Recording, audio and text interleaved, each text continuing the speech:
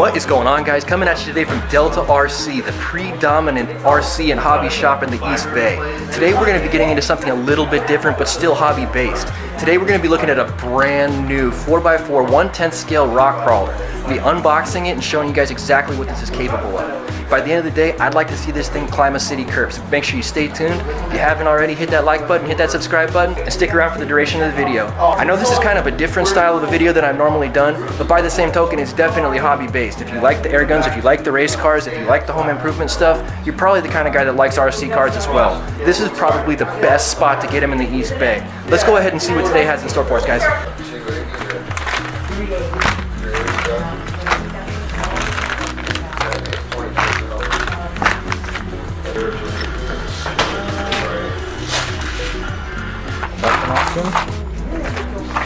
That's an option. Alright guys, so we're down to the shock tuning end of this. So we got these guys, and we got the Kings. I think you know which way I'm going to go with this. I'm looking for longevity and performance, so I'm going to go with the Kings all day. Yeah, definitely worth it because that's aluminum. Yeah. That's aluminum.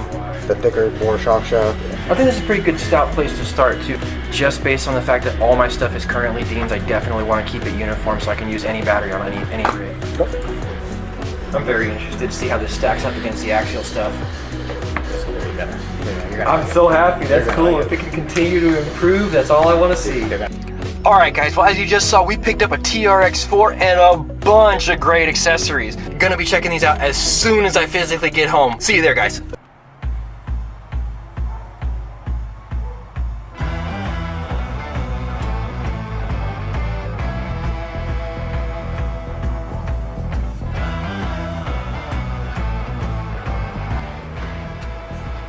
Alright guys, here we go. This is the unboxing of our TRX4 Bronco Ranger XLT by Traxxas. This is the first Traxxas product that I've had. Basically all my other RC crawlers are all axial products, and I've had nothing but good luck with the axial stuff.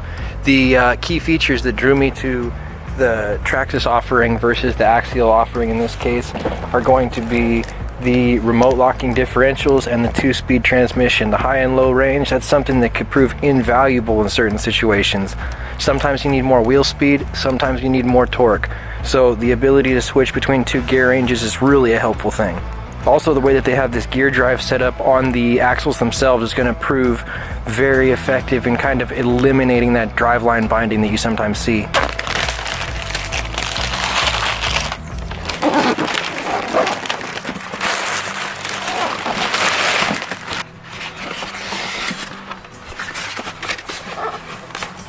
This is going to be our controller. It's a 4-channel controller. Hoping for good things out of this. I've used Spectrum controllers before, and I've used the factory controller that comes with the axial stuff as well. And I feel like so far the factory axial stuff definitely beats the aftermarket Spectrum stuff, at least as far as price point to price point, $30 to $50 radio is concerned.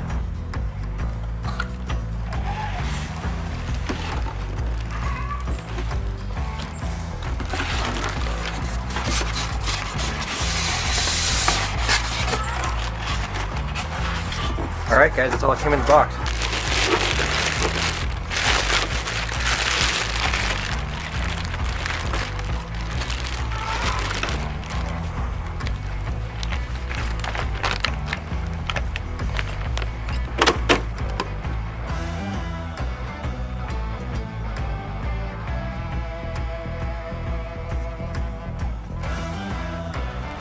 Alright guys, so first impressions right out of the box sitting on the backyard table. This thing is sick. I totally dig the retro scheme. I totally dig the old school body. Let me get this thing off the tripod real quick. Hang on, you guys can check it out a little bit closer.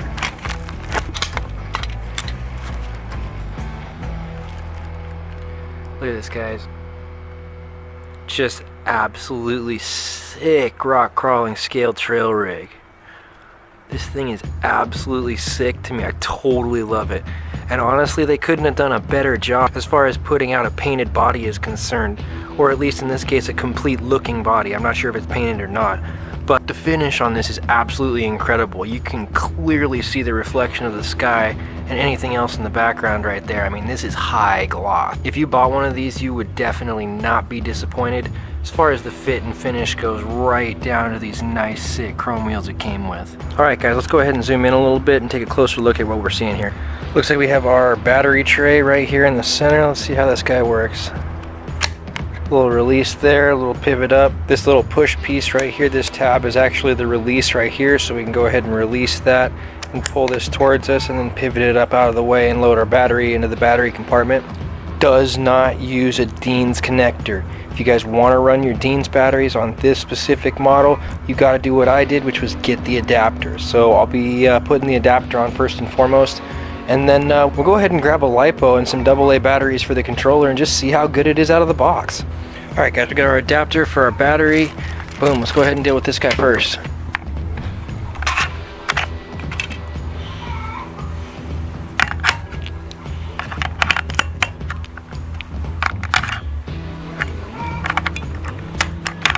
Oh, some people like to use only rechargeables in their remotes. Some people like to use high dollar disposable lithiums in their remotes.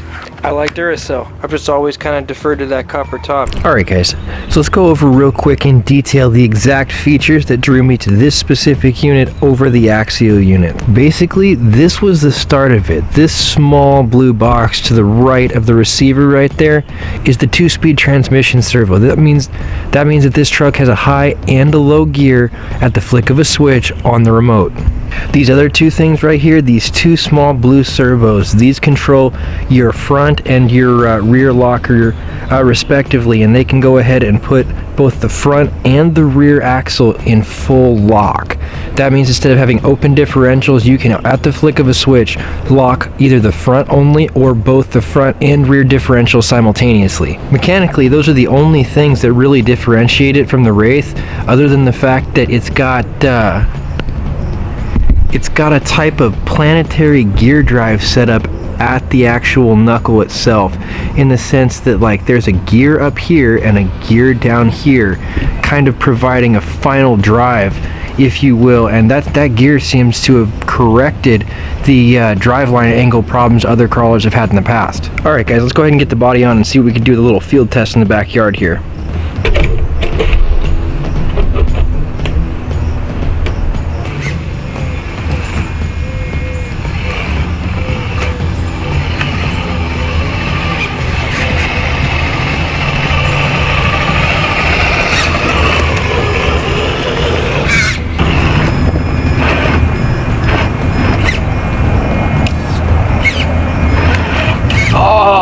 So sick, you lock the front diff and it goes right over. I absolutely love that.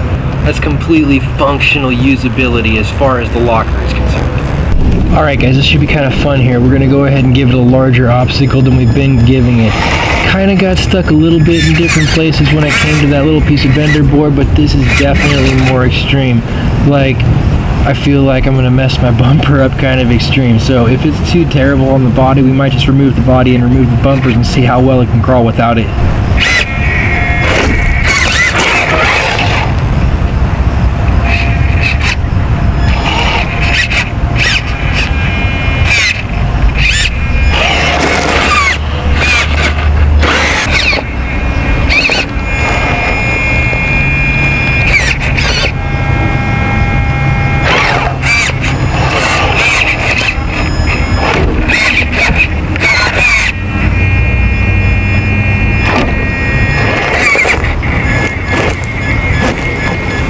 Okay guys, you see that right there? It got that bite on the front end, but it just doesn't have the ability because the inside tire is not turning. Let me get a better angle on this for you guys. Alright you guys, this is a great example. Basically you can see that we definitely do, boom, right there. We've got that bite on the 2x4 right there for the inside tire, but the inside tire does not really turn.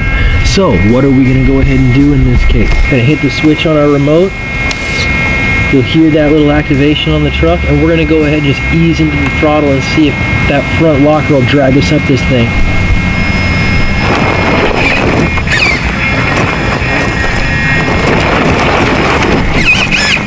I definitely think that was operator error. When it started to bite, I should have been turned into it like this, and it probably would have carried over. Let's see one more time.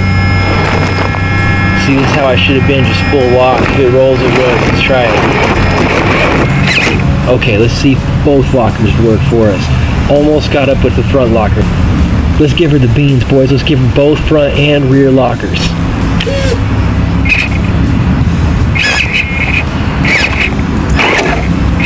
Ooh, clipped the bumper a little.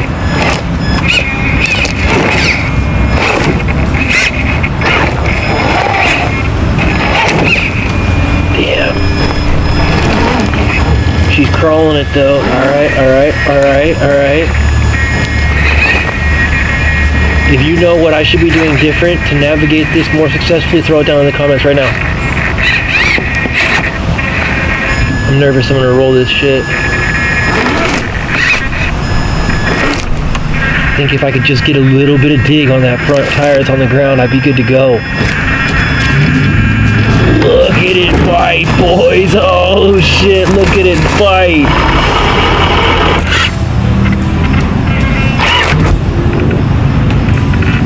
Alright guys, I know it's a brand new truck, but this is definitely where you can take advantage of some wheel speed and just see what she's got if you give her the beans. We're gonna go ahead and throw her in high gear.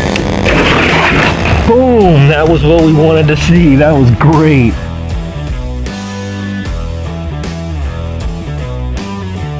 Alright guys, I'm going to go ahead and end it here for the day. But if you like this video, go ahead and give it a thumbs up. If you want to see more RC content, go ahead and subscribe for more with that notifications button so you can stay current on what we got going on the channel. If you really like this video, go ahead and share it so somebody else can see it. As always guys, shoot and drive safe, and I'll catch you in the next one.